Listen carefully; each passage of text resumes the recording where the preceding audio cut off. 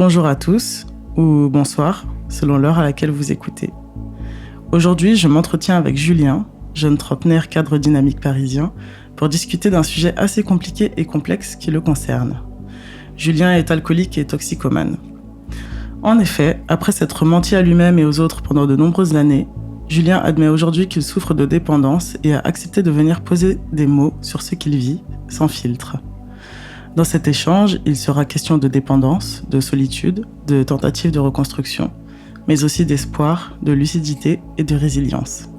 À travers son témoignage, nous tenterons de mieux comprendre ce que vivent les personnes aux prises avec les addictions et en quoi cela peut, en un certain sens, nuire à leur quotidien, à leur bien-être général et par extension à leur entourage. Quelles sont les implications et les ramifications de l'alcoolisme et de la toxicomanie? Comment arrive-t-on à devenir addict? Et peut-on un jour s'en sortir et comment? Ce que Julien traverse, il le vit aujourd'hui et maintenant, et c'est précisément ce qui rend sa parole précieuse. On parlera de ce comment tout cela a commencé, de ce que ça abîme, de ce que ça anesthésie aussi, et de ce qu'il reste quand on est à bout. Parce que derrière chaque dépendance, il y a une histoire. Et parce qu'il est essentiel de rappeler que l'abus d'alcool est dangereux pour la santé, consommer avec modération et écouter avec attention. Je suis Barbara et vous écoutez Bougie Parfumée. Bon épisode.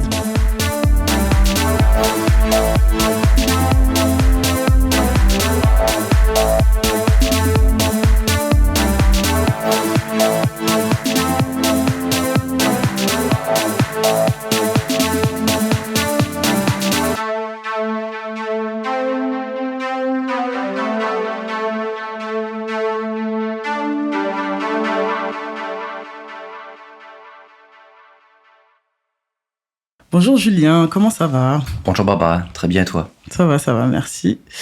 Alors, est-ce que tu peux te présenter brièvement pour nos auditeurs et auditrices, s'il te plaît? Bonjour à tous, donc je m'appelle Julien, j'ai 35 ans, je travaille en finance. Je ne suis pas originaire de Paris, mais de Normandie. Oui. J'ai habité en Île-de-France, Paris, durant plus de 15 ans. Ok. J'y suis revenu depuis à peu près 6 mois, en Normandie, pardon. Ouais. Et qu'est-ce que veux-tu savoir d'autre?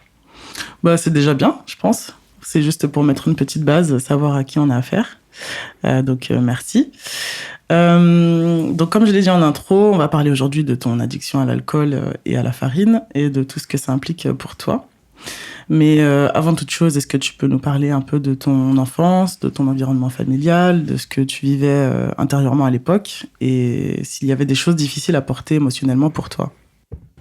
Alors quand tu dis enfance, je ne sais pas de quand à quand tu parles, mais en tout cas j'ai une enfance classique, standard. Ouais. Pas de parents addicts à quoi que ce soit, Ouais. mis à part le fait que tous les hommes dans ma famille fumaient la cigarette, j'entends Ouais. bien, et c'est tout. Je n'ai pas eu une enfance malheureuse, pas d'alcoolisme autour de moi, pas de toxicomanie autour de moi. Ouais. Donc tout s'est bien passé, on va dire. Ok, d'accord. Donc un contexte familial plutôt sain. Tout à fait. Des parents présents. T'as pas de frères et sœurs, hein, je Fils unique, exactement. Ok, très bien. Du coup, t'avais pas de grosses douleurs émotionnelles particulières, pas de trauma, etc., quoi. Absolument pas. Ok, Pas du tout. d'accord. Est-ce que tu te souviens de ton premier contact avec une substance, alcool ou autre? Et est-ce que tu te rappelles du contexte et pourquoi t'en as consommé et tout ça, quoi? Alors le premier vrai contact, j'avais 6 ans, c'était avec une cigarette. Ok. En fait, comme je l'ai dit tout à l'heure, tous les hommes en fait de la famille fumaient. Mhm. Et j'avais ramassé une cigarette de mon oncle Ouais. pour essayer. Ça m'a dégoûté, ça m'a fait super mal à la gorge, ça m'a brûlé. Donc t'as essayé dans ton coin, enfin. Exactement, dans Ok. mon coin. Ils l'ont pas su, quoi, je veux dire, les Non. adultes. Par contre, ma première cuite à l'alcool, c'était à 12 ans. Ok. Chez des Super copains, jeune, on était beaucoup. Voilà, on avait fait une soirée collège. Et ensuite, j'ai continué à aller au bar parce que mes parents m'y autorisaient. D'accord. Pour voir mes copains, tout simplement. D'accord. Mais du coup, alors, tes copains avec qui t'as pris ta première cuite, ils buvaient eux aussi? Oui. Et ils avaient aussi 12 ans? Oui. Putain, c'est ouf. On était une équipe de skateboard et puis on faisait du skate et on se retrouvait en fait le soir, le week-end, Ouais. pour boire des coups au bar. Et tu te rappelles d'où vous est venue l'idée de boire C'est un engrenage collectif ou...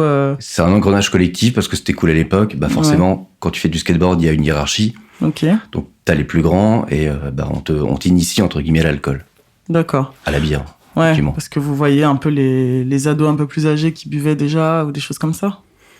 Oui, et puis les plus âgés te disent aussi, tiens, prends une bière, c'est cool, sinon t'as le droit à un bisutage.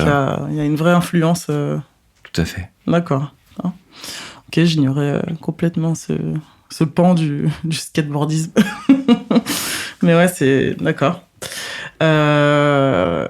Et donc, toi, comment tu t'es senti à ce moment-là ? Est-ce que tu t'es senti genre cool ou tu t'es senti mal physiquement ? Est-ce que, enfin... Je me suis senti bien. Ouais. C'était chouette, en fait. Il n'y avait pas un phénomène d'acceptation, mais juste une découverte de quelque chose et puis un partage. Ouais. Une découverte et un partage, vraiment, entre tout le monde. Ok. Et aussi peut-être l'idée de se sentir un peu grand, tu vois. Aussi, tout à fait. Ouais. De faire un petit peu comme les adultes. Ouais. Et donc, tes parents, tu disais qu'ils t'autorisaient à aller au bar, mais en pensant que tu buvais pas, quoi, du coup. Ou ils savaient quand même. Je pense qu'ils savaient, mais ils avaient ils voulaient pas se le dire. D'accord. À l'heure actuelle, par exemple, je leur ai dit qu'à 12 ans, quand ils me donnaient un billet de 20 €, j'allais au bar, mais il y a pas de remise en question de leur part. Ouais. Mais non, s'ils le savaient. Il y a pas de... Enfin, ils m'ont déjà dit plusieurs fois, quand j'avais 13 ou 14 ans, que je sentais l'alcool dans ma chambre. Ah ouais. Par exemple. Ok. Ouais, peut-être qu'ils imaginaient que tu buvais une bière vite fait, comme ça, pour découvrir. Enfin, ils imaginaient peut-être pas que tu commençais à rentrer dans un puits sans fond, si je peux dire ça comme ça, quoi. Certainement. Ouais. Mais ouais, dans tous les cas, c'est... Après, enfin, j'ai envie de dire, c'est cocasse, et en même temps... Je sais que dans notre génération, c'était assez normalisé, banalisé d'autoriser un enfant ou un ado à goûter à l'alcool, tu vois. C'est vrai. Moi, j'ai des souvenirs d'enfance où je devais avoir 10 ans, où on me laissait boire une gorgée de champagne. Enfin, c'est même pas qu'on me laissait, on me disait, tiens, vas-y, goûte. Et moi, je voulais goûte, pas. Essaye, fais comme les grands. C'est dégueulasse, tu vois. Ouais, et bon, tu le fais, voilà. Mais c'est vrai que c'était assez courant, même, tu vois, de mettre... un petit bouchon de rhum dans le biberon du bébé quand il était malade ou pour le faire dormir ou des choses comme ça. On a eu la même éducation. Ouais, enfin, pas forcément ma génération, mais même les générations d'avant, etc. Je sais que c'est des choses qui étaient assez courantes, quoi. Donc, ça nous surprend aujourd'hui avec les yeux de 2025, mais en fait, ouais. Quand tu me racontes ça m'étonne qu'à moitié, quoi. Et à quel moment... Enfin, je veux dire, est-ce que tes premières consommations, elles étaient d'ordre, du coup, festif ? Ou est-ce que pour toi, c'était un moyen de fuir quelque chose ? Ou bien les deux ou... Non, au début, c'était vraiment festif. C'était vraiment chouette. De pouvoir picoler avec les copains. Ouais. Donc, je vais revenir après sur le mot picoler, qui a été un mot assez dur quand j'ai vu un psychiatre. Okay. Donc, de pouvoir boire au début avec les copains, de faire la fête, d'être un peu ivre, de rechercher justement cette ivresse. En fait, c'était ça le but. Et ensuite, ça a pris une autre tournure, mais c'est quelque chose de très très insidieux. En fait, tu le vois pas tout de suite. Entre 12, 14, 16, 18, 20, en fait, tu vois rien arriver. Que ce soit moi ou même, je pense, d'autres personnes, tu le vois pas. Ouais. Et au début, c'était vraiment uniquement festif. D'accord. Mais le côté, mon esprit est un petit peu ailleurs. Moi, personnellement, m'a aussi fait du bien. Oui. L'enivrement, le fait de lâcher prise de tout, entre guillemets. Et du coup, est-ce que tu penses que tes copains de l'époque avec qui tu buvais, ils avaient le même souci que toi ou... Enfin, ça n'en était pas un, je pense, à l'époque, mais ça l'est devenu par la suite. Est-ce que tu penses que ça l'est devenu pour d'autres aussi, de ton entourage ou pas ? Oui, totalement. Ouais. Pour les personnes proches autour de moi, on va dire 80%, on a tous des soucis d'alcool. Ok. Plus ou moins graves. Ouais. On boit tous les jours. D'accord. On a tous plus ou moins des maladies aussi qui sont des favorisées par l'alcool. Ouais. Et donc oui, ça arrive. D'accord, ok. Est-ce que, à quel moment toi t'as senti que tu contrôlais plus vraiment justement ce que tu disais, c'est venu de façon insidieuse, mais à quel moment t'as fait le constat de ah mais en fait, j'ai vraiment besoin de l'alcool pour fonctionner. Enfin, je sais pas si je dois le dire comme ça, mais ou en tout cas que tu as besoin de consommer tous les jours. Alors, il y a eu plusieurs moments, si je peux le dire comme ça. Il y a eu des moments où on me l'a dit, Ouais. par rapport à certains événements. Par exemple, quand j'ai eu mon BTS, j'ai été accepté, puis donc j'avais une compagne à l'époque. Ouais. Et en fait, en attendant les résultats, je buvais du rhum à la bouteille pour me calmer. Ah ouais. Donc, genre du rhum pur, quoi. Ouais, du rhum pur à la bouteille directement. Ok. Donc cette personne-là m'avait dit, bon, ça fait un peu alcoolique. Non, mais ça fait... donc j'avais, je sais pas, 18-20 ans à l'époque. Ça fait un peu style comme dans les films. T'attends quelque chose. Ça fait un peu viril. Ça fait bien. Donc ça, c'était la première étape dans mes souvenirs. Ensuite, je sortais absolument tous les week-ends. Vendredi, samedi compris. Ok. En buvant uniquement de l'alcool. Parce que tant que j'étais pas à Paris, je buvais uniquement de l'alcool. D'accord. Mais en assez grande quantité. Et un jour, j'ai un de mes amis d'enfance qui m'a dit je me suis servi un verre de whisky. Ok. Et il m'a dit mais ça, c'est pas se servir un verre, ça s'appelle de l'alcoolisme. Ah ouais. Je me suis servi un verre complet. Un godet. De whisky. Ok, oui. Et là, ça a fait quelque chose dans ma tête. Ouais. Je le savais déjà, mais le fait que quelqu'un te le dise, quelqu'un de proche, oui. qui lui aussi a un problème d'alcool, ah oui, d'accord, ouais. Ça te percute. Et comment t'as réagi face à ça? Est-ce que t'as un peu nié la situation? Tu t'es énervé? Enfin, comment t'as réagi? Non, je l'ai totalement nié, puisque je lui ai dit, écoute, on se voit pas souvent. Je suis content qu'on soit ensemble. C'est l'occasion. Ouais. C'est toujours l'occasion. Ouais, t'as trouvé une excuse un peu, une feinte, on va dire. Ok. Et du coup, mais est-ce qu'intérieurement, tu t'es dit qu'il fallait que tu fasses quelque chose par rapport à ça, ou bien t'as occulté aussi complètement Oui, je me le suis dit. Mais en fait, dans l'addiction, tout est contradictoire. D'accord. Tu occultes d'un côté, mais tu le sais de l'autre. Ouais. Par contre, tu vas toujours trouver un schéma pour te dire ce n'est pas de ma faute, j'en ai besoin, ça va me procurer un certain effet. Il y a un événement qui fait que... En fait, c'est une grande contradiction. D'accord. Un peu comme... je pense que c'est comme toutes les formes d'addiction, au final. Quand tu as un problème avec la nourriture, par exemple, c'est pareil. Tu vas te dire, je commence demain le régime, et puis au final... du coup, tu t'envoies je sais pas combien de calories la veille, et puis au final, tu commences jamais vraiment, quoi. Mais bon... disons que ouais, c'est un peu plus violent, entre guillemets, quoi. J'allais te demander si tu penses que le contexte il joue un rôle dans l'addiction, dans le sens où quand on est entouré de gens comme soi, est-ce que ça favorise la consommation, et à contrario, quand on est avec des personnes qui consomment pas du tout, est-ce que ça permet de réduire la consommation ou pas? Alors pour ma part, je vais dire non. Ouais. Ok, j'ai été au bar très souvent à partir de 12 ans, ce qui peut paraître tôt pour certaines personnes. Ouais. Par contre, ce qui est très bête, c'est que en fait, je savais que je voulais, là on va parler aussi de drogue, je voulais commencer à me droguer quand je suis arrivé sur Paris pour faire mes études supérieures. Donc en fait, c'était un choix conscient de consommer pour toi? Oui. D'accord. Je savais qu'en allant sur Paris, j'allais avoir un choix pléthorique, autre chose que de l'alcool. D'accord. Et je voulais le faire. Ok. Donc fatalement, avec le recul, quand tu dis ça, c'est que tu avais déjà un terrain préfet pour l'addiction, peut-être. En tout cas, moi, j'avais envie d'aller plus loin dans d'autres consommations. D'accord. Et tu sais pourquoi? Non, je n'ai toujours pas la réponse à cette question, à part pour le fun, pour me sentir bien. Ouais.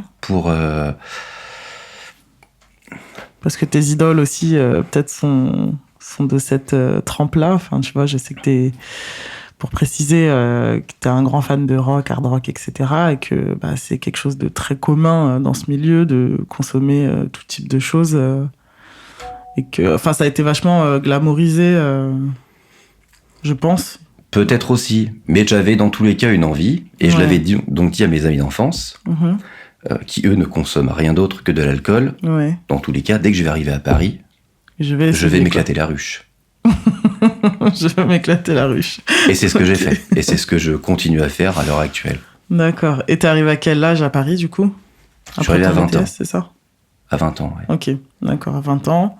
Donc, on va dire, ça fait 15 ans que tu côtoies donc la farine et les autres ingrédients. Bon, on va dire que je suis polycarburant, sauf tout ce qui se fume et ce qui s'injecte. D'accord, ok. D'accord. Waouh. Oui, bah du coup, est-ce que tu penses que l'alcool, c'est un peu une porte d'entrée aux autres produits, substances, ou pas du tout? Enfin, pour toi, est-ce que c'est corrélé ou pas du tout? Alors pour moi, non, pour moi, c'est pas corrélé. Ok. Après, c'est ma définition de la chose. Tu peux devenir alcoolique en prenant d'autres substances, comme par exemple de la farine. Mhm. Parce qu'en fait, l'un va amener l'autre parce que tu vas consommer plus. D'accord. Donc tu vas avoir une résistance supplémentaire. Mais en tout cas, pour ma part, il n'y a pas de corrélation qui fait que les deux vont s'amener sur une autoroute, une voie. Mm. Ok.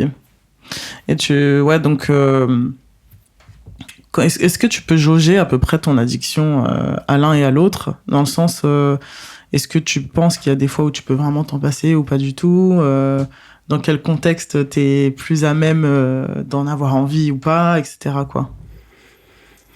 Alors, quand t'es bien entouré, j'ai été en couple, par exemple, pendant un petit moment avec quelqu'un très bien qui consommait très très peu. Mhm. Et là, j'arrivais à jauger ma consommation. D'accord. Sans y penser, sans que ce soit un frein. Et là, maintenant que je ne suis plus avec, en fait, j'ai tout relâché. Et donc, je reprends. C'est même pas des démons. En fait, je reprends ma vie standard. D'avant, quoi. D'avant, tout à fait. Donc elle avait un peu un rôle de garde-fou, entre guillemets. Oui. Mm. Mais je le voyais pas comme ça, parce que ça ne me manquait pas. D'accord. Par contre, maintenant qu'il n'y a plus entre guillemets, de bouclier, Ouais. là, je reprends ma consommation excessive, comme avant. Mais pour moi, elle n'est pas excessive. Ouais. C'est un... je sais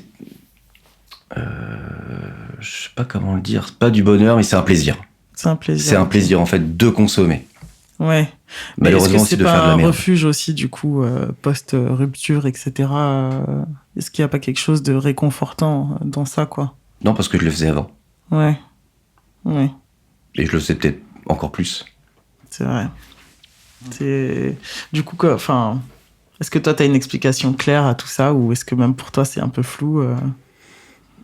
Bah non, c'est flou parce qu'en fait, j'en reviens à ta première question. Est-ce que j'ai une prédisposition? Ouais. J'ai une bonne enfance, je viens de bons parents, j'ai pas de personnes, trauma, de trauma ouais. ou de personnes qui sont addictes autour de moi. Non, j'en avais juste envie. Ouais. Maintenant, j'en ai envie. C'est devenu aussi un besoin. Ouais. Mais au-delà d'un besoin, c'est aussi surtout une envie D'accord. de consommer, de poser ton cerveau, en fait, qu'il n'agisse pas de la manière naturelle. D'accord.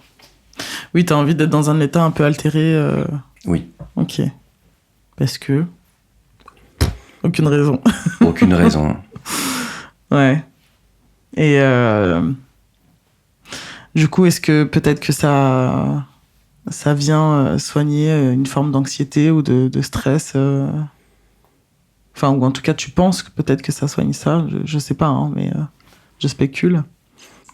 Oui, peut-être que je pense que ça soigne ça. Alors, soigner, le mot est quand même très grand. Parce qu'au final, on soigne rien. Au contraire, ça s'empire. Mais je réfléchis un peu beaucoup. Et encore, je suis quelqu'un de relativement normal, mais j'aime en fait cette altération de penser que la drogue et l'alcool amènent tout court. D'accord. Ouais. Mais du coup, dans un autre épisode où on parlait de consommation avec un autre invité, Antonio, si tu nous entends, coucou, lui il disait que les alcooliques, ce qu'ils recherchent, c'est l'état d'ébriété et pas forcément la consommation appréciée de l'alcool. Est-ce que toi, t'apprécies la consommation en elle-même ou pas? Ou c'est vraiment la recherche de l'altérité? La consommation d'alcool, non, parce que forcément, quand t'es alcoolique, tu consommes en grande partie de l'alcool dégueulasse, faut dire ce qui est. Quand tu te réveilles le matin, puis que t'as la bouche qui sent l'alcool, le métal, c'est vraiment pas plaisant. Mais je ne vais pas me mettre dans un état extrême ou ultime, en fait, d'ébriété. D'accord. C'est pas du tout ça. Je veux être dans un état, entre guillemets, second, qui va faire que je peux rester encore moi, mais une partie de moi va un petit peu dévier. D'accord. Peut-être que, là, par exemple, je ne mets pas de lunettes de soleil, mais peut-être qu'en fait, ça peut être un masque de ma véritable personne. D'accord. C'est une manière de t'engourdir un petit peu, quoi. Peut-être. Ok. On va parler à présent des effets sur ta vie et ton environnement. Alors, je vais employer un mot fort, mais qu'est-ce que la consommation a commencé à détruire chez toi en termes de relations, de travail, de santé, etc. Alors, on va commencer par le début. C'est toujours mieux. Comme tu peux le savoir, enfin comme tu le sais d'ailleurs, j'ai eu plusieurs tafs auxquels je n'ai pas été retenu à cause notamment de ma consommation d'alcool, parce qu'au bout d'un moment, en fait, quand tu bois trop, tu n'assumes plus. Oui. Donc ça, en fait, c'est la première chose. Ça, c'est la première destruction. Donc, pour préciser, tes employeurs, ils ne savaient pas forcément que tu buvais, mais ils t'ont licencié pour des raisons de résultats ou des choses comme ça, par exemple. Tout à fait. Ok. En fait, forcément, quand tu ne te pointes pas au travail, parce que toi, tu t'en rends pas forcément compte, mais où tu sens l'alcool, ou alors t'as pris des choses jusqu'à X heures du matin, et puis que le lendemain, il vaut mieux ne pas aller au taf. Parce que tu vas sentir... Tu vas sentir où tu as une tête désaltérée. Ouais. Là, ça va pas du tout. Ça, en fait, c'est la première étape déjà. C'est l'altération du taf. Ok. Après, tu as une altération sociale. Moi, je dis en fait que l'addiction, que ce soit l'alcool ou toute autre drogue, est un sport qui se pratique seul. D'accord. Et ça j'en parle un petit peu autour de moi avec des gens qui font comme moi. Et c'est vrai, parce que finalement, tu te recroquevilles sur toi-même parce que tu préfères consommer seul, n'importe quoi, peu importe quel produit. Ok. Parce que tu vas être bien seul avec ton produit. D'accord. Ça, c'est une seconde chose. Je pensais que...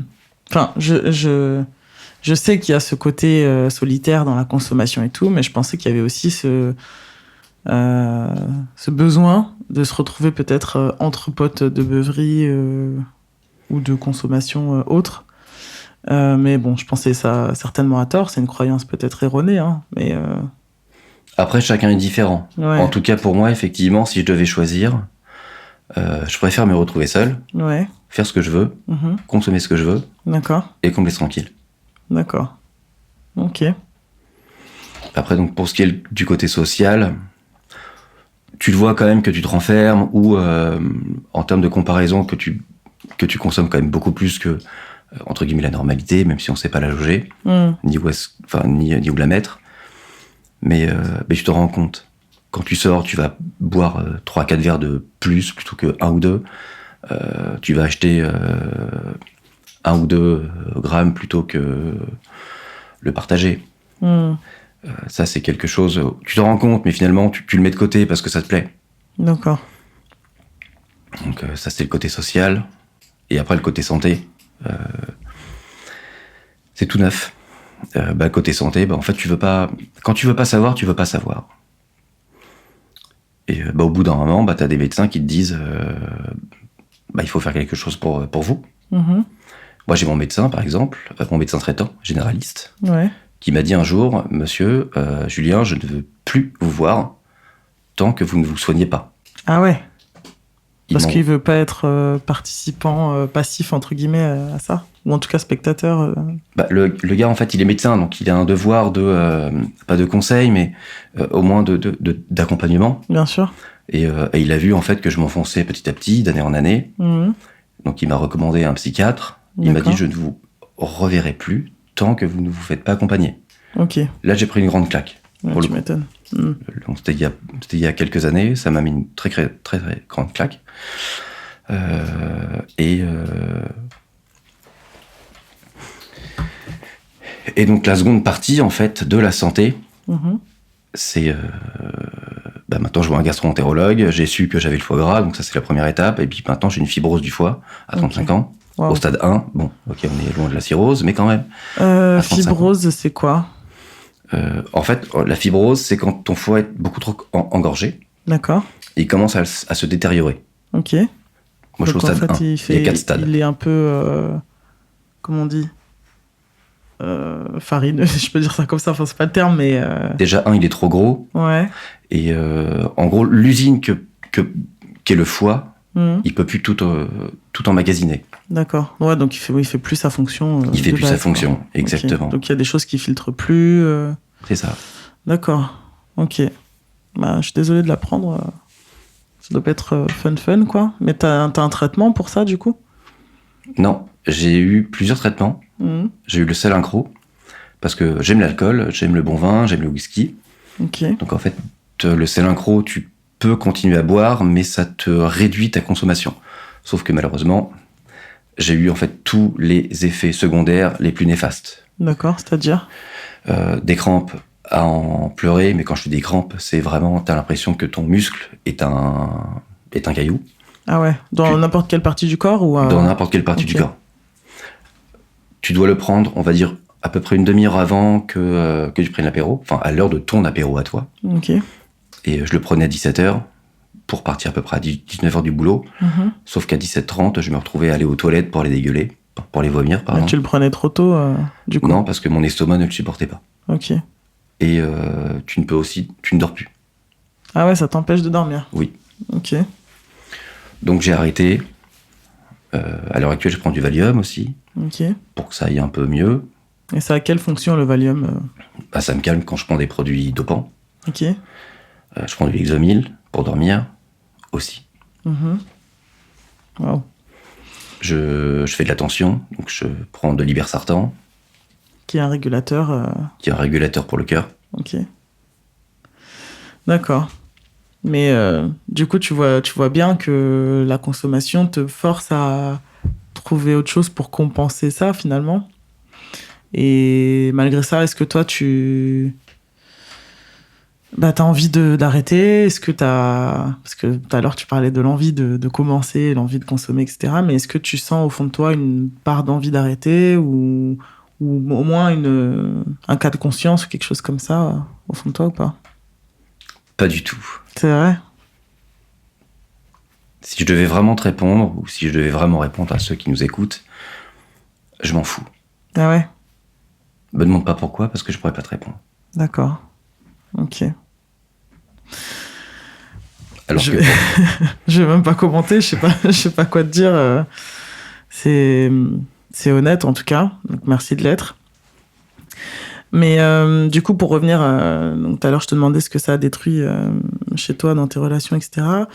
T'as parlé du social dans un sens large, mais est-ce que t'es ok de parler un peu plus du relationnel proche, c'est-à-dire partenaire de vie, parents, amis, etc. Est-ce que ça a eu des répercussions dans ta vie? Ça en a eu, j'ai perdu mon couple il y a pas longtemps.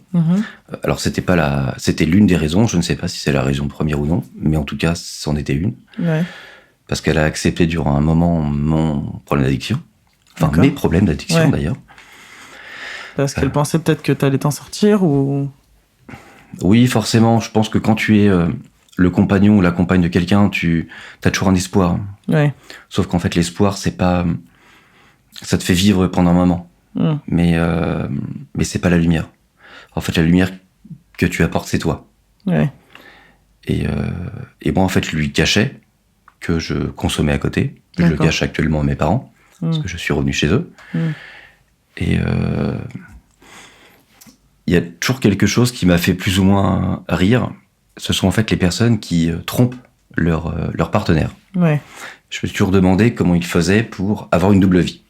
Ouais. Parce que c'est quand même quelque chose qui est très, très lourd. Enfin, il faut un agenda très ordonné. Et un jour, en fait, un soir, en pensant, je sais pas, peu importe. Bref, j'ai fait un parallèle. Moi, ma propre vie, j'ai une seconde vie. Bah oui. Parce qu'en fait, tout est organisé autour de mes consommations. Du matin au soir. Ah ouais. Donc tu articules toutes tes journées et tes entrevues, que ce soit pro, perso, etc., en fonction de ça, quoi. Exactement. D'accord. Donc par exemple, c'est quoi une journée type pour toi? Une journée type actuellement, je me réveille à 7h30. Je prends mon petit sachet blanc. Ah ouais. Je me fais une trace dans mon lit. Mhm. Je me lève. Je prends une douche. Alors entre deux, je le cache parce que mes parents sont là. Je vais prendre une douche. Je pars. À 8h, je sais qu'il y a une épicerie à côté de chez moi qui est ouverte. Je me prends 2 bières. Je vais au travail parce que j'ai 1h30 de route. Wow. Et tu les bois sur la route ou Je les bois sur la route. Ah ouais, donc Ne faites pas ça chez vous, ni encore moins dans votre voiture. Ah ouais, non, surtout pas, c'est totalement illégal. Hein. On va pas citer de personnes connues qui se sont retrouvées dans une grosse sauce il y a pas longtemps à cause de ça, donc... Tout à fait. Voilà. Oui. Et tu as toujours des chewing-gums sur toi. Ok. Toujours. D'accord. Donc ouais, donc tu prends tes 2 bières, tu prends la route, ensuite tu vas bosser. Et alors, qu'est-ce qui se passe à ce moment-là? Je me gare au parking. Ouais. Je reprends une dernière race. Je vais bosser. Mais je n'en prends pas au travail. Ok. Donc après, donc ta journée de travail se déroule normalement. Tout à fait. À la pause déj, tu reconsommes rien? Non. D'accord. Donc jusqu'au soir, t'es en mode clean entre guillemets. Et après, quand arrive le soir, il se passe quoi? J'ai une autre épicerie pas très loin du travail. Ok. Je reprends 3 bières. Je reprends la voiture. Bon, je me refais une trace. Je reprends la voiture. Je reconsomme. Et sortie de l'autoroute, je me reprends une trace. Oh, putain. Ok. Je refais un disclaimer. Hein. Toutes ces consommations sont totalement illégales. Donc, ne faites surtout pas pareil. Hein. C'est vraiment à vocation de sensibiliser. Donc voilà. Ok, d'accord. Et donc, quand tu vivais en ménage, tu devais encore plus articuler ça, ou tu le faisais différemment, ou c'était exactement la même chose? Je le faisais beaucoup moins. Ouais. Je le faisais, mais de manière beaucoup moins forte, parce que là, entre guillemets, j'ai plus de liberté. Mais je le faisais tout de même. D'accord. Ok. Du coup, est-ce que tu te sens un peu isolé dans ça, ou est-ce que, au contraire, il y a un truc un peu, je suis mon meilleur pote et ça me va très bien comme ça Alors, je vais te retourner à la question. Quand tu te retrouves en fait sur une aire d'autoroute, à devoir aller faire pipi parce que t'as bu trop de bière ou trop d'alcool, et à te faire une trace tout seul, tu te sens comment? Tu te sentirais toi comment? Bah, pas ouf, hein, je pense. Comme une merde. Ouais. Je me sens comme une merde quand c'est comme ça. Ouais. Ça m'arrive de pleurer parfois. Ouais, tu m'étonnes. C'est pas facile, hein. J'imagine que y a quelque chose d'emprisonnant, si je peux dire ça comme ça, quoi. Oui, je pense que le mot est bon. Ouais. Et mais est-ce que tu en parles autour de toi? Est-ce que tu gardes tout pour toi? Non, j'en parle pas. T'en parles pas? Même aux personnes qui sont dans le même problème, qui ont les mêmes problèmes que toi? Alors s'il y a quelques personnes avec lesquelles nous avons le même problème, on en parle, on se soutient. Ouais. Mais c'est quand même très difficile. Ouais. En fait, comme tu viens de le dire, le mot emprisonné, je pense que c'est un très bon adjectif. Ouais. Je vais faire un parallèle avec la maladie de Crohn dont je souffre. Hein. Il y a ce truc, en fait, où même si tu as des personnes autour de toi qui ont aussi cette maladie, c'est une maladie où tu te sens très seul, parce que c'est un peu un chemin que tu dois traverser seul, quoi. Alors que pourtant, on a des symptômes similaires, des atteintes parfois différentes, etc. Mais il y a ce truc aussi où tu es parfois un peu tout seul à porter ta croix, quoi. Donc je comprends un peu ça, quoi. Après, dans tous les cas, effectivement, on porte notre croix, mais toi, on l'a pas choisi tous les deux. Oui, parce que faut le rappeler, l'addiction, c'est quand même une maladie, quoi. Même si ça part d'un choix au départ. Alors, c'est vrai que ça part d'un choix, mais l'addiction est une maladie. Bien sûr. On a tous, comme tu l'as dit au tout début, en fait, de cette interview, une prédisposition. Exactement. À l'addiction, quelle qu'elle soit. Ouais. Et du coup, tes parents, ils sont pas du tout au courant de quoi que ce soit en ce qui concerne tout ça? Alors, oui et non. Il m'est arrivé, il y a plusieurs années, en fait, un problème, parce que j'avais refusé de la drogue. des gens. Okay. En sortant de boîte de nuit, je me suis fait tabasser, bref. J'avais consommé à peu près tout. Donc, comme je l'ai dit, polycarburant. Et ma mère est tombée forcément sur le résultat de la prise de sang. D'accord. Elle m'a demandé si j'avais consommé à peu près tout l'alphabet. Je l'ai nié. Ouais. Mais bon, c'est un compte-rendu officiel de laboratoire, médecin, quoi. Ouais. Exactement. Oui. Donc t'as dit ils se sont trompés de personnes. Donc là, tu prends les gens pour des cons. Ouais. Et ça, c'est le pire aussi. C'est prendre les gens pour des cons. Parce qu'en fait, toi, tu prends les gens pour des cons. Mais à faire ta merde, tu te prends aussi pour un con. C'est vrai. Et puis ça devait être douloureux pour ta mère parce que, au fond, je pense qu'elle le savait que tu mentais.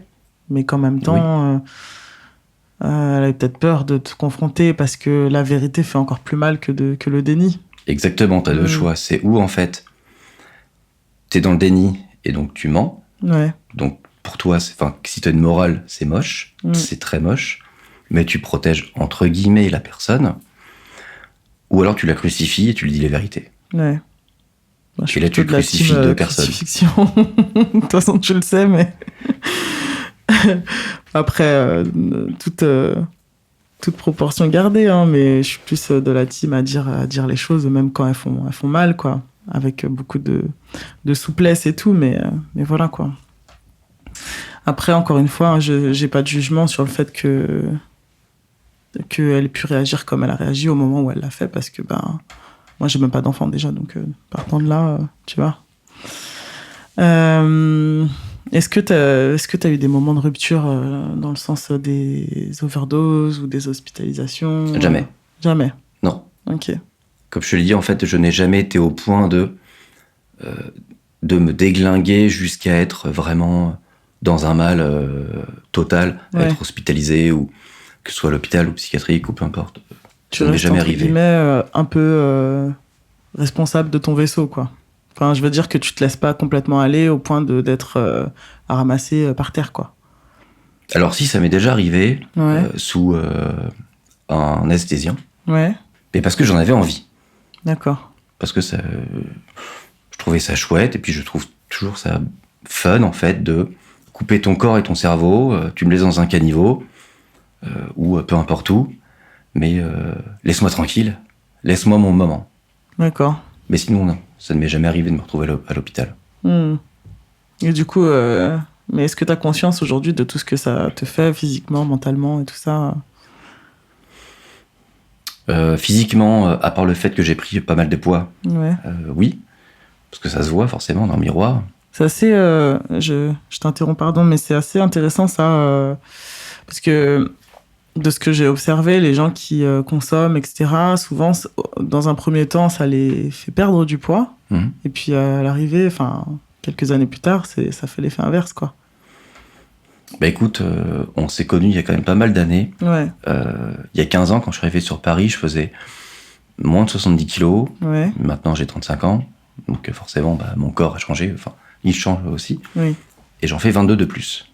Ah oui, quand même. Et ça, pour le coup, tu ne peux pas l'affronter, parce que quand j'ai vu, je reviens sur mon gastro-entérologue, et quand je lui ai parlé de ma consommation d'alcool, il m'a dit qu'uniquement avec l'alcool, je consommais minimum 1000 calories. Ah oui, donc tu rajoutes tout le temps, les repas, donc forcément, tu gonfles. Ouais, effectivement, j'avoue.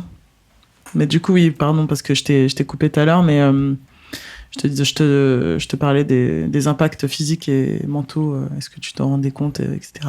Donc, si tu peux reprendre ta réponse. Mentaux, oui. Quand tu bois beaucoup, le lendemain, t'as pas de mémoire. Ok. Tu te souviens de à peu près pas grand-chose. Quand tu prends des médicaments pour dormir, tu perds aussi la mémoire à court terme. Ah ouais. Donc tu te souviens de pas grand-chose, mais uniquement du lendemain. Donc ça, tu le vois, pour le coup, ça tu le vois de manière immédiate. D'accord.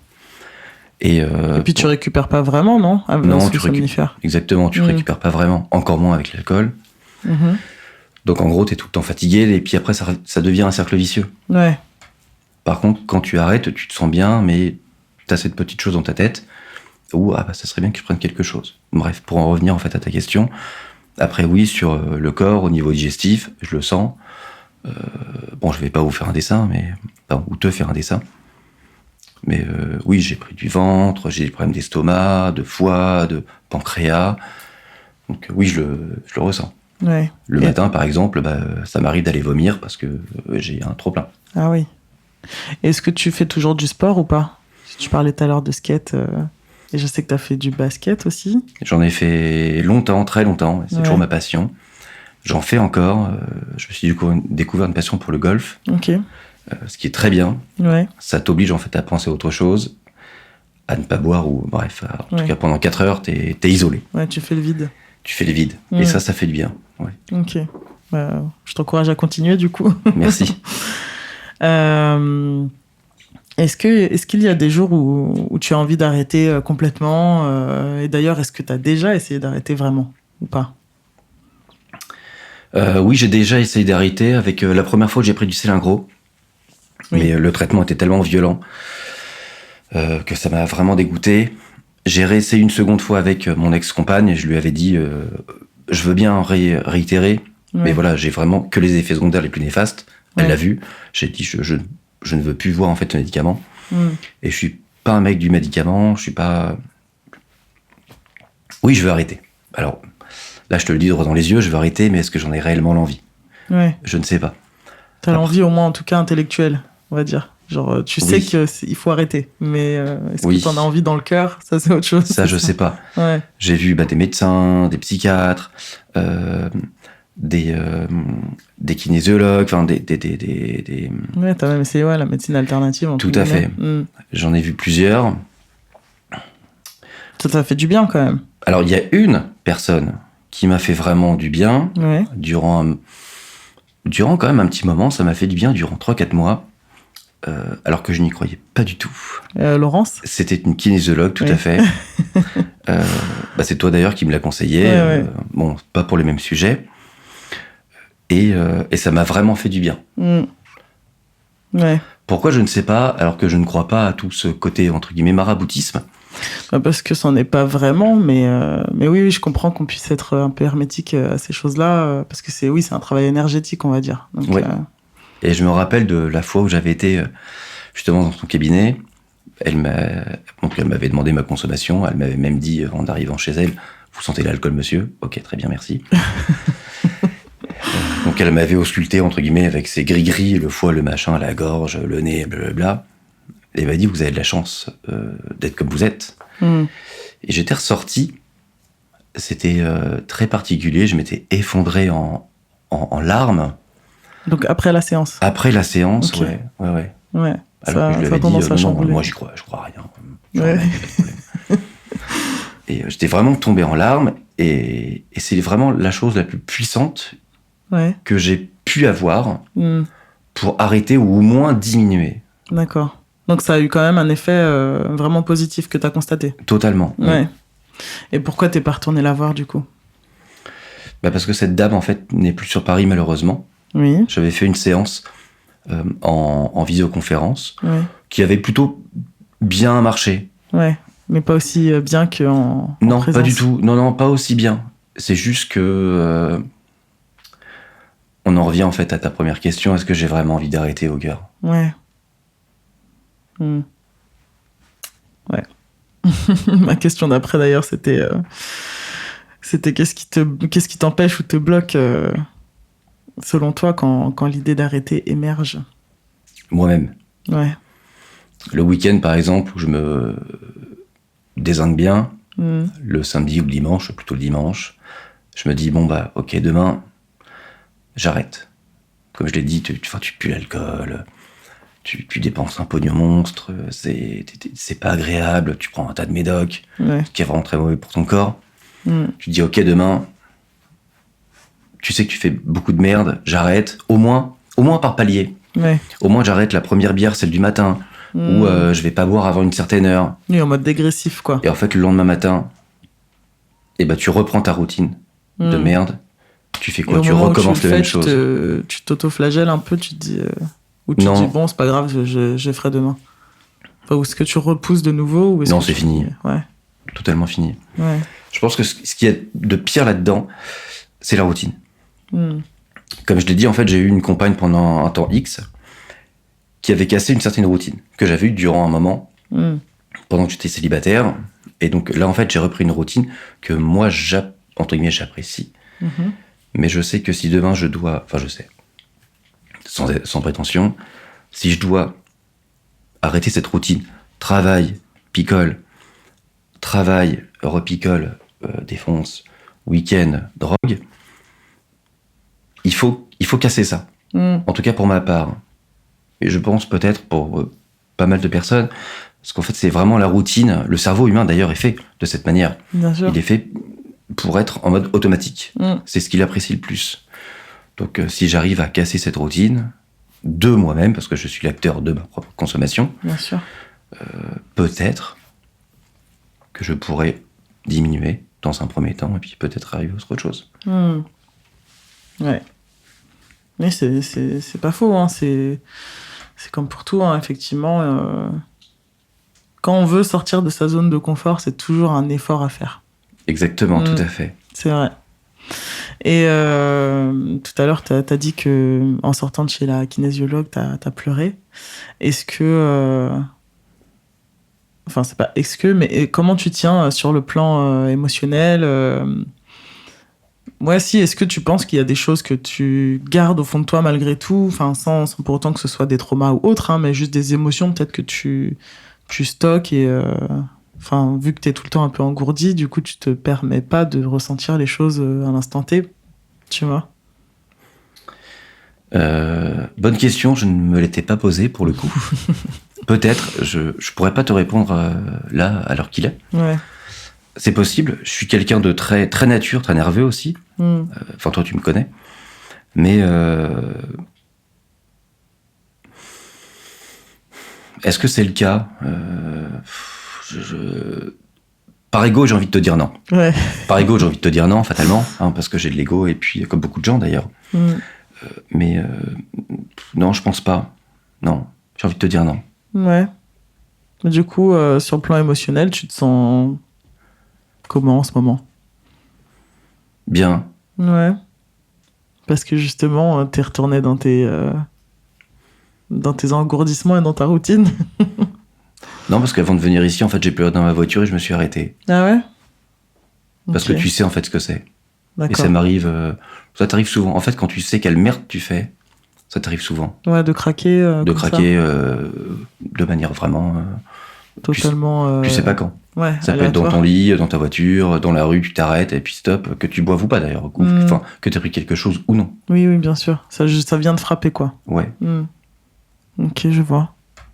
Et tu te dis, pourtant je ne suis pas une mauvaise personne, ou je ne suis pas addict ou malade, ou... Enfin si, tu es malade, mais tu te dis en fait que tu es une mauvaise personne, mais tu n'en es pas une.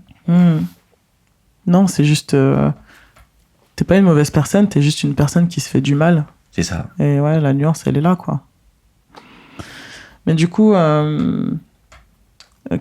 qu'est-ce que t'aimerais qu'on comprenne de ce que tu vis pour celles et ceux qui n'ont jamais connu l'addiction ? Alors déjà, je ne leur souhaite pas de vivre ça. Ouais, merci. Parce que c'est vraiment... c'est individuel, c'est moche, ça te détruit. Ouais. Totalement. Et encore, je pense que j'en suis qu'au début, parce que je suis jeune. Et quand je dis que ça te détruit totalement, j'ai vu des gens mourir de ça. Bien sûr.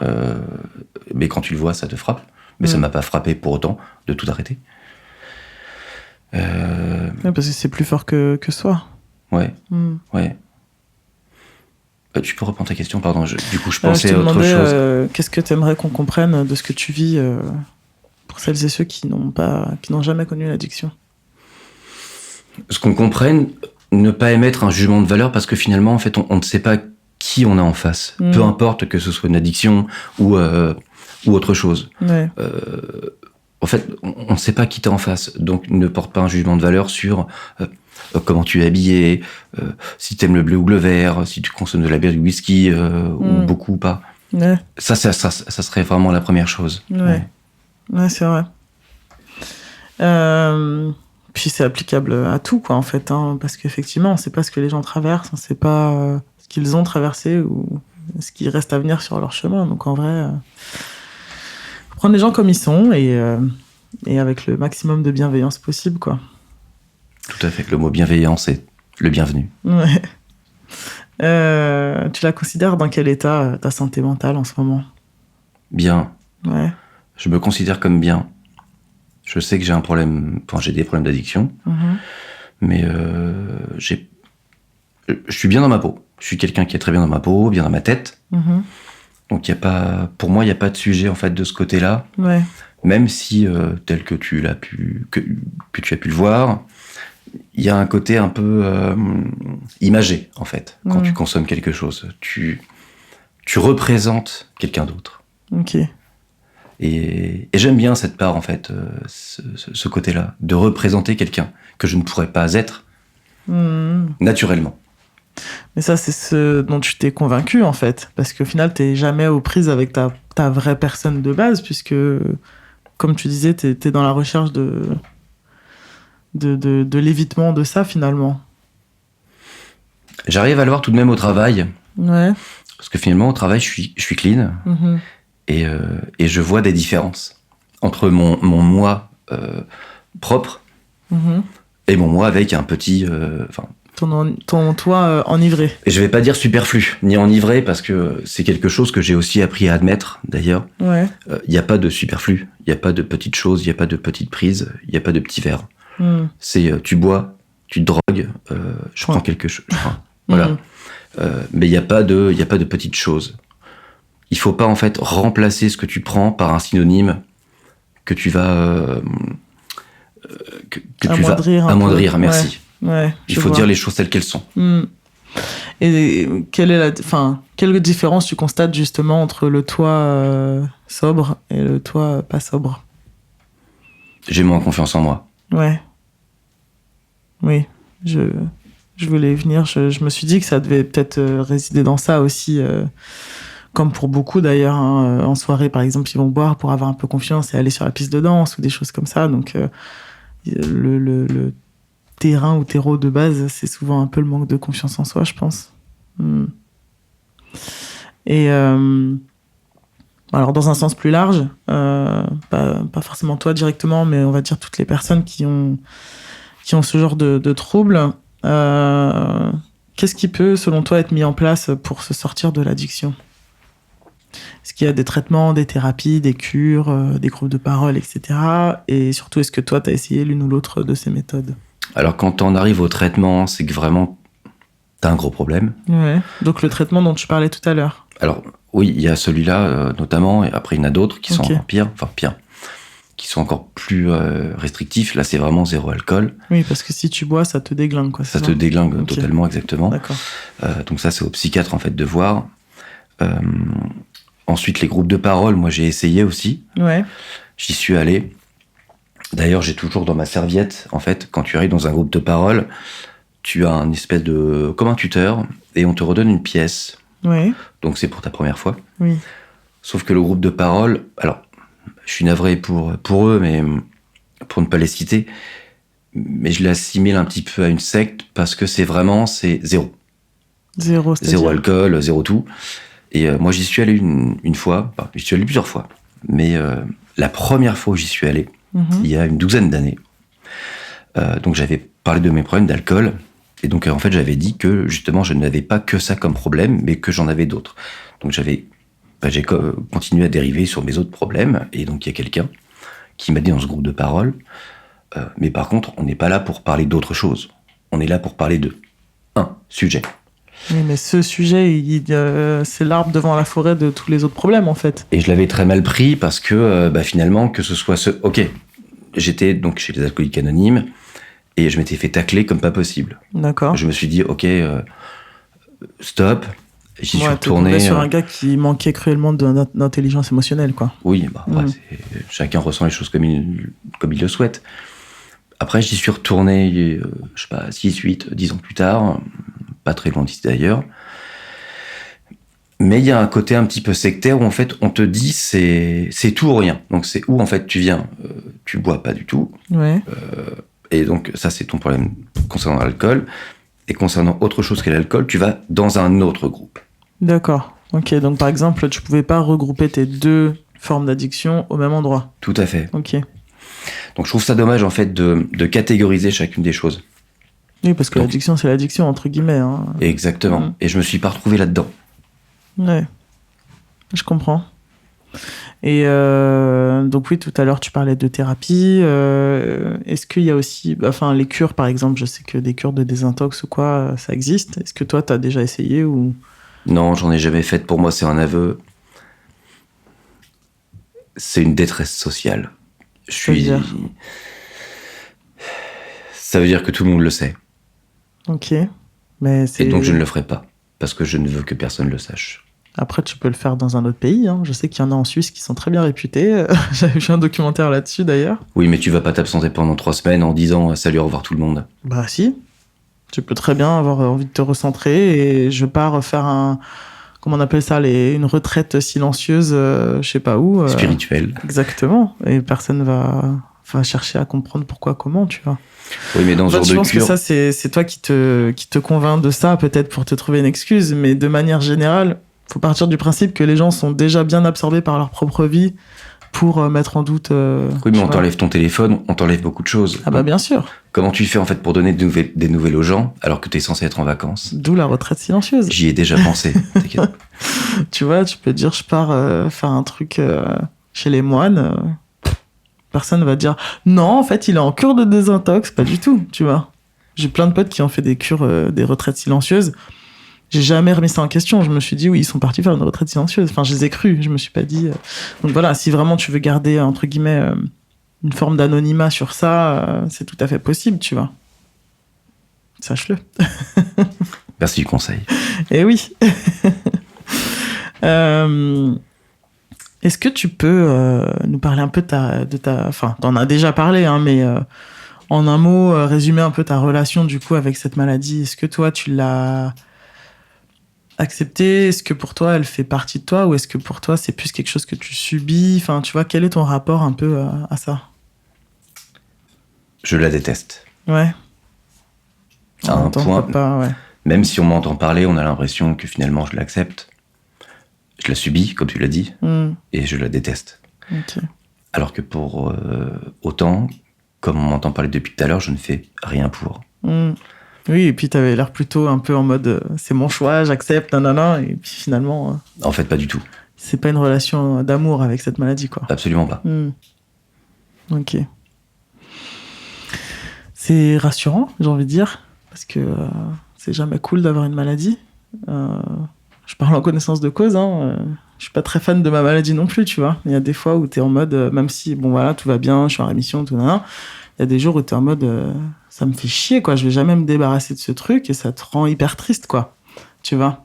Dès que t'as le moindre symptôme qui revient, tu te dis, putain, mais je pensais que ça en était fini et non. Donc, je comprends que toi, pour le coup, c'est encore plus grave, si je peux dire ça comme ça, mais...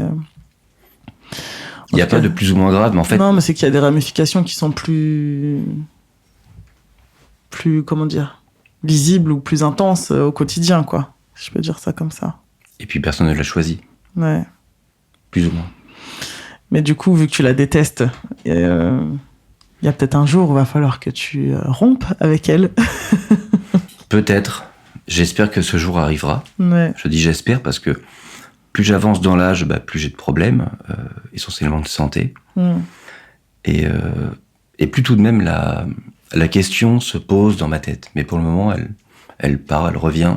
Ouais. Alors qu'avant, en fait, elle n'était jamais là. Ouais. Tu l'occultais complètement. Ouais. J'ai entendu dire que il y a une... Comment on appelle ça ? Il y a une méthode chirurgicale pour se débarrasser complètement de l'addiction. Ouais, mais c'est pas répandu et ça coûte excessivement cher. Je pense que c'est un truc qui doit coûter... Enfin, je dis un truc, mais en fait, j'en sais rien, mais c'est de l'ordre de 10, 20 000 euros, voilà, peut-être même plus. Et en fait, c'était une artiste que j'avais vue en ligne qui disait que elle avait toutes les addictions possibles, et puis elle, c'était encore un cran au-dessus de toi, hein, c'était jusqu'à l'injection et autres. Et qu'en fait, ouais, tu vas avoir un neurochirurgien qui te fait passer au bloc et qui te coupe, entre guillemets, enfin, je vulgarise vachement, mais qui te coupe les neurones ou les synapses, je sais pas trop, de la réception de l'addiction, quoi. Qui fait que, après, terminé. T'as plus d'addiction, quoi. Alors, encore une fois, je vulgarise vachement et il faudrait se renseigner parce que voilà, je connais pas bien. Mais apparemment, c'est possible. Parce que t'as des cas d'addiction, par exemple, quand t'es addict, tout ce qui est l'oxy, etc. Ça, c'est des choses. Voilà. C'est des choses que l'addiction est tellement forte que même les cures ne suffisent pas. Les cures de désintox, quoi. Dès que tu ressors, tu reprends direct. Donc voilà. À explorer éventuellement, tu vois. Alors, je n'en ai jamais entendu parler. Ouais. Mais est-ce que je prendrais le risque ? La réponse est oui. Ouais. Parce qu'en fait, ça te bouffe tellement la vie. Peu importe. Alors, la dame, effectivement, elle a une addiction ou des addictions beaucoup plus fortes que les miennes sur divers produits. Mais quand tu en arrives, en fait, dans tous les cas, à un certain stade, en tout cas, je pense pour moi, peut-être pour la dame, oui, tu pourrais prendre un risque ou pas, parce que en fait, t'es déjà dans une vie à risque. Ouais. Donc, essaye ce que tu peux. C'est vrai. Et peu importe le prix, parce que le prix... le prix de la bonne santé, de toute façon, moi, c'est clair que si on me dit pour 50 000 € tu te débarrasses de la maladie de Crohn, je dis oui. Enfin, et tu n'imagines même pas ce qu'on peut dépenser en drogue et en alcool. Ouais, j'imagine. Enfin, non, j'imagine pas, du coup. mais oui. Je veux bien te croire, en tout cas. Est-ce qu'il y a un autre point que tu aimerais aborder ? Tout à l'heure, en tout début d'épisode, tu as parlé d'un truc sur lequel tu aimerais revenir, mais je sais plus ce que c'était exactement. Mais voilà. Est-ce que tu as autre chose que tu veux aborder ? Prenez soin de vous. Ouais. Rien de plus. Non, pas forcément un conseil, hein, mais un point sur lequel tu veux... t'épancher un peu plus par rapport à tout ce qu'on vient de dire. Non, je vais pas faire de politique parce qu'en fait je trouve ça un peu moche, qui est l'alcool et la cigarette de permis, alors que tout le reste est pire ou plus. Mais non, j'ai pas envie de parler de tout ça. On n'est pas là pour ça, c'est un autre sujet. Mais non, j'ai pas d'autres sujets à aborder là-dessus. Ok. Qu'est-ce qu'on peut te souhaiter pour la suite ? D'aller mieux, et puis à tous ceux qui pourront nous écouter, d'aller mieux aussi. Ouais. Et pour finir, est-ce qu'il y a une citation, un proverbe ou un conseil que tu aimerais partager avec nos auditeurs et auditrices ? Oui, mais là, j'y ai pas pensé. C'est toujours la question qui prend de court. Moi, ça peut être un conseil, hein, du coup, si t'as pas de citation de proverbe. Hein. Non, là, je sais pas. Je sèche. Ok. Moi, je dirais juste, pour ceux qui ont la ref, que l'alcool, c'est pas de l'eau et qu'il ne faut jamais se forcer à boire ou à consommer des substances illicites pour être cool ou se faire accepter des autres. Voilà, prenez soin de vous et de votre santé, car c'est quand elle est plus là qu'on se rend compte à quel point on en a besoin. Voilà. Merci, Julien. Et c'était super instructif et intéressant. Prends soin de toi et prenez soin de vous aussi, chers auditeurs et auditrices. À bientôt. Nous arrivons à la fin de cet épisode consacré aux addictions et j'espère que celui-ci vous a plu. Je tiens à remercier chaleureusement Julien pour son témoignage et à vous rappeler que l'alcool est à consommer avec modération et que les drogues dites douces ou dures sont illégales en France. Je tiens également à vous partager une expérience personnelle lors d'un voyage à Vancouver où j'ai été confrontée à la réalité brutale de la crise des opioïdes. J'y ai vu de mes propres yeux les ravages causés par les substances comme l'oxycodone, le fentanyl et tant d'autres.